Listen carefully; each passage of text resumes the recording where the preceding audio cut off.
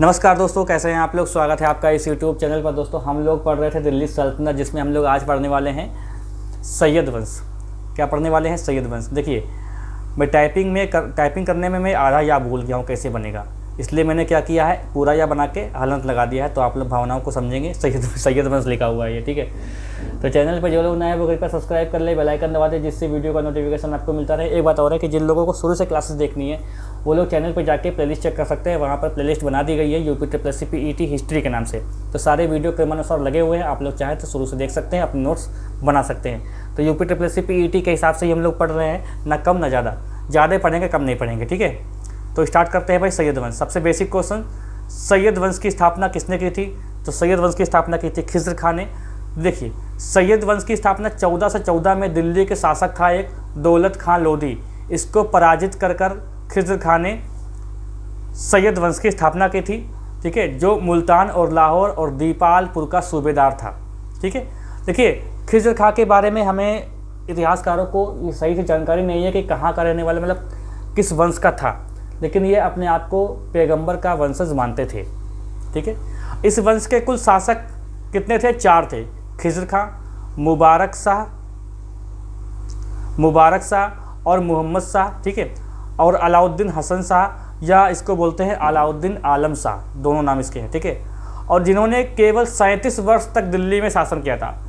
दिल्ली सल्तनत में सबसे कम अगर शासन की बात करते हैं, प्रशासन की बात करते हैं, तो इसी का था, सैयद वंश का, ठीक है। आइए देखते हैं खिज़्र खां का इतिहास। खिज़्र खां का थोड़ा इतिहास जान लेते हैं।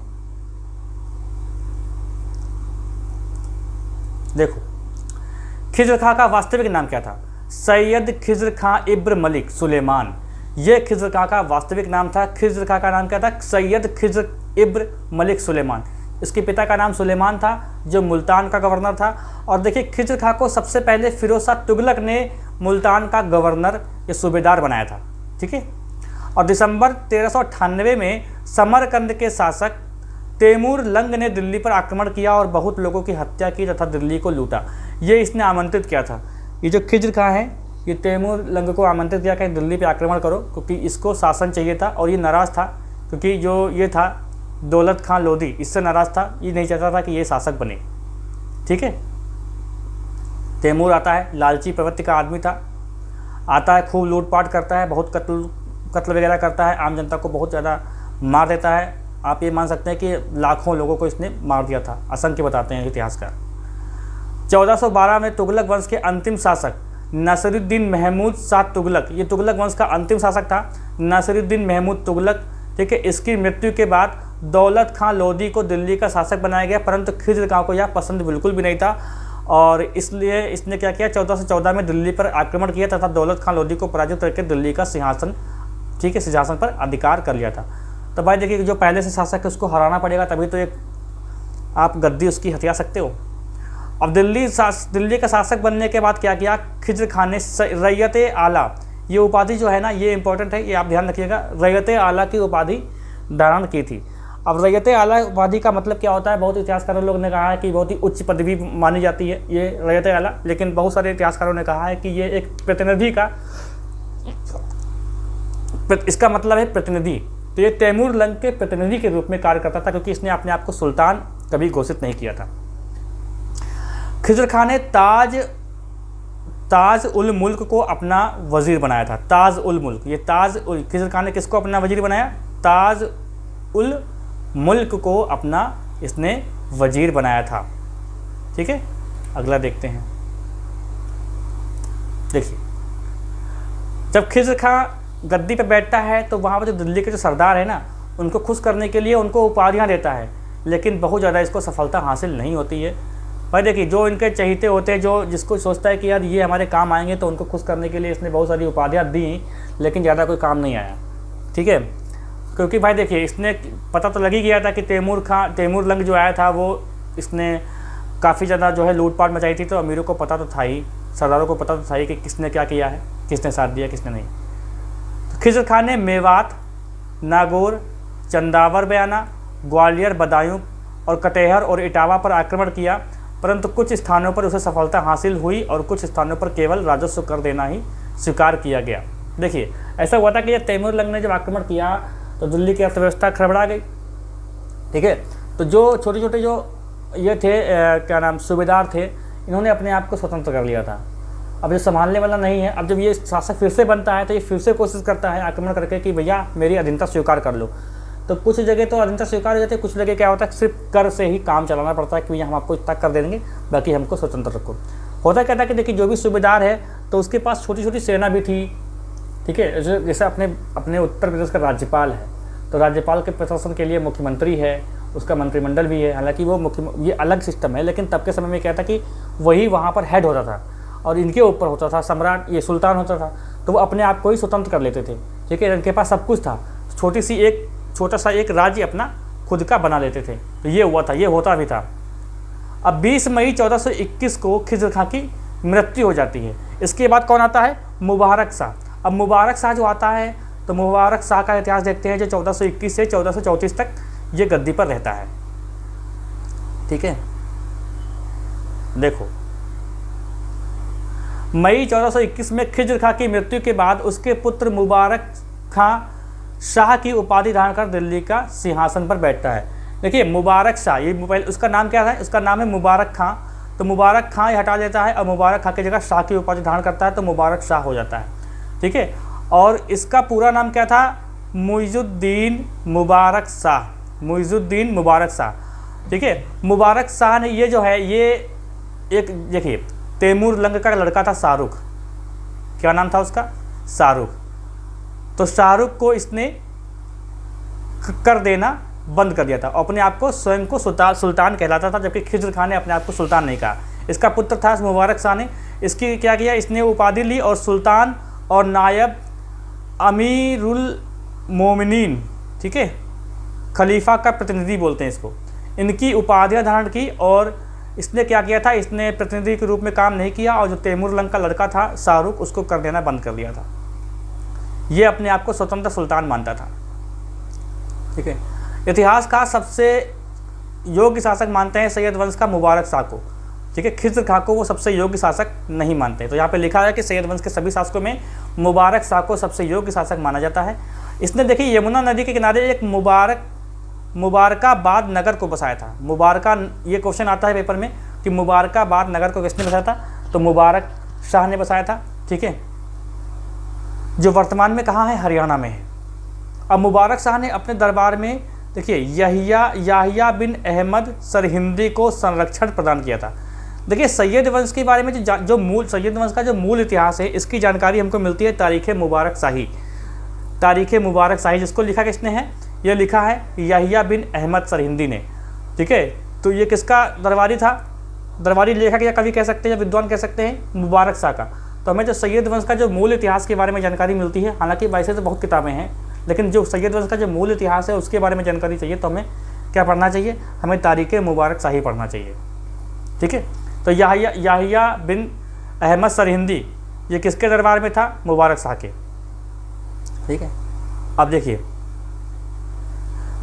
मुबारक शाह इसने सरवर उल मुल्क को अपना वजीर का पद बनाया और कमाल उल मुल्क को सेनापति का पद प्रदान किया था। सरवर उल मुल्क को अपना वजीर बनाया था इसने, मुबारक शाह ने। आगे देखते हैं, देखिए मुबारक शाह मलिक उर्स सर्क को हिसार, फिरोजाबाद तथा हांसी का क्षेत्र और रज्जब नादिर को दीपालपुर की जागीर जो प्रदान की थी। 1428 में मुबारक शाह ने अपने नाम के सिक्के जारी किए थे, क्योंकि खिज़र खां देखिए सुल्तान तो था नहीं, तो अपने नाम के सिक्के जारी नहीं किए थे। अब जो भी सुल्तान आए हैं वो अपने अपने सिक्के जारी किए हैं, तो इसने भी सिक्के जारी किए थे। अब मुबारक शाह ने तैमूर लंग के उत्तराधिकारी जो था शाहरुख मिर्जा, इसको कर देना बंद कर दिया था, मैंने आपको बताया अभी। जनवरी 1434 में मुबारक शाह और वजीर, देखिए इसका वजीर था सरवर उल मुल्क, जो मैंने बताया, उसके बीच जो है कुछ आपसी विवाद हो गए थे, आपसी विवाद चलते क्या हुआ कि जो इसका वजीर था, वजीर ने इसकी हत्या ही करवा दी थी।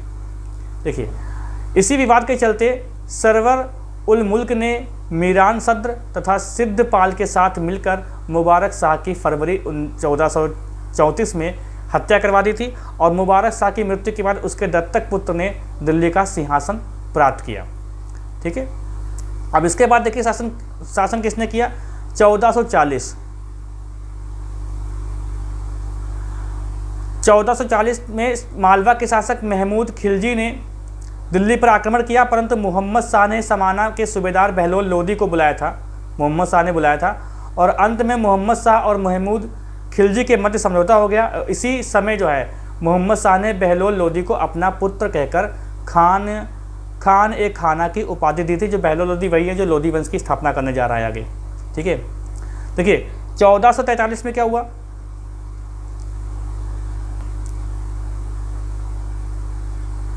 1443 क्या हो रहा है यार ये, 1443 में मोहम्मद शाह की मृत्यु हो गई और उसके बाद उसका पुत्र अलाउद्दीन हसन शाह जो बदायूं का राज्यपाल था उसे दिल्ली की सत्ता सौंपी गई। अलाउद्दीन हसन शाह जी ये जो है ये लास्ट था। ठीक है, अलाउद्दीन हसन शाह जिसको अलाउद्दीन आलम शाह भी कहते हैं। और मोहम्मद शाह का शासनकाल कितना था, 1443 से 1434 से 1443 तक। और अलाउद्दीन आलम शाह को सैयद वंश का अंतिम शासक माना जाता है।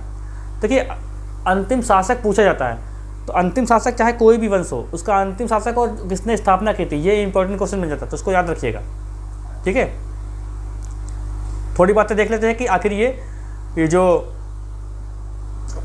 क्या नाम है इसका, ये जो लोदी वंश है इसकी स्थापना कैसे होती है इसको समझ लेते हैं। देखिए 1447 में अलाउद्दीन आलम शाह तथा वजीर हुसैन खां के मध्य मतभेद हो गए थे।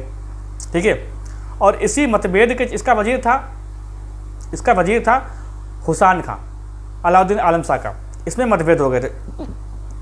तो इसने सोचा कि जैसे पहले वाले वजीर ने पहले सुल्तान की हत्या कर दी ऐसे मेरी ना हत्या हो जाए, इसलिए क्या किया था, ये भाग गया था दिल्ली का सिंहासन छोड़कर बदायूं चला गया था। लेकिन दिल्ली का सिंहासन छोड़ने से पहले क्या किया था कि अपनी पत्नी के इसकी पत्नी के 2 भाई थे,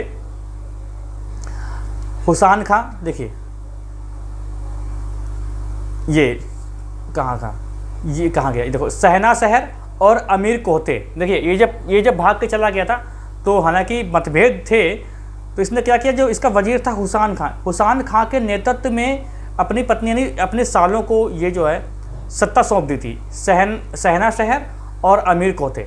फिर 1447 से 1450 के मध्य क्या हुआ, सहना और अमीर कोहते ने दिल्ली की सत्ता संभाली, परंतु 1450 के अंत में दोनों के मध्य जो है मतभेद हो गया था। अब मतभेद ऐसा हुआ कि ये जो अमीर कोहते हैं इसने सहना की हत्या कर दी थी, सहना की हत्या करी, फिर अमीर कोहते की दिल्ली की जनता ने हत्या कर दी। ठीक है, इन दोनों को गद्दी से हटाया गया और दिल्ली की जनता ने दोनों को सिंहासन से उतारकर बहलोल लोदी को अब दिल्ली का नया शासक बनाने के लिए आग्रह किया था। बहलोल लोदी जब आते हैं, ठीक है, बहलोल लोदी जब आते हैं तब ये एक राय कह लें या कुछ भी इजाज़त कर लें या अनुमति लेने की बात कहते हैं, किससे, अलाउद्दीन आलम शाह से, जिसका नाम अलाउद्दीन हसन शाह भी है। कहते कि आओ अपनी गद्दी संभालो, तो ये कहते हैं कि आपको गद्दी मुबारक हो, मुझे जो है बदायूं का ही सूबेदार रहने दो, मैं यहीं खुश हूँ। इस हिसाब से ये बहलोल लोदी आता है और बहलोल लोदी जो है लोदी वंश की स्थापना करता है। ठीक है, तो लोदी वंश हम लोग कल की क्लास में देखेंगे, छोटी क्लास रही है आज की, तो चीज़ें आपको समझ में आई होंगी। मेरी कोशिश तो यही है कि चीज़ें आपको समझ में आए, और जो कुछ आपको डाउट लगता है आप लोग कमेंट करके पूछ सकते हैं, मैं उसको रिप्लाई कर दूंगा, नहीं तो उसको अगली क्लास में डिस्कस कर लेंगे हम लोग। चैनल पे अगर आप लोग नए हैं तो चैनल को सब्सक्राइब कर लो अभी और बेल आइकन भी दबा दो, जिससे लेटेस्ट अपडेट आपको मिलती रहे। ठीक है, मिलते हैं हम लोग अगली क्लास में।